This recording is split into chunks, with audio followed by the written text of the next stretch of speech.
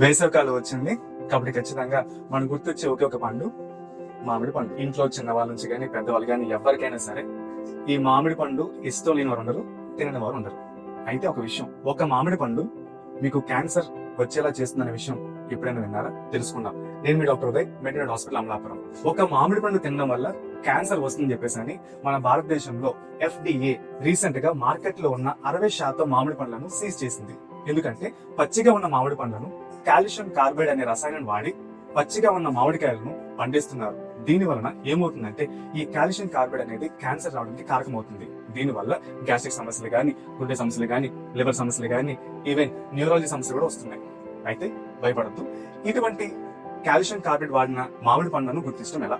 నేను మీకు 3 చిట్కాలు చెప్తాను, గమనించండి. ఒకటి, స్మెల్. ఖచ్చితంగా మామిడి పండు అనేది స్మెల్ వస్తూ ఉండాలి. స్మెల్ కనుక బాగా వచ్చినట్టే కనుక అది నేచురల్ పండు. రెండవది, రంగు. రంగు అనేది ఇలా మీకు పూర్తిగా ఒకే రంగులో ఉందంటే కనుక ఖచ్చితంగా అది నేచురల్ పండు కానే కాదు, కెమికల్ వాడి ఉండాల్సింది. నేచురల్ పండు ఏమవుతుంది అక్కడక్కడ మీకు మచ్చలు ఉంటాయి, లేదా కొంచెం పచ్చగాను కొంచెం రంగులోగాను ఉంటుంది. మూడవది, టచ్. మనం ముట్టుకునేటప్పుడు మామిడి పండు అనేది పచ్చిగా ఉందంటే కనుక, అంటే గట్టిగా ఉందంటే కనుక అది ఇంకా ముక్కలేదు. పండింది ఎలా ఉంటుంది? మెత్తగా ఉంటుంది.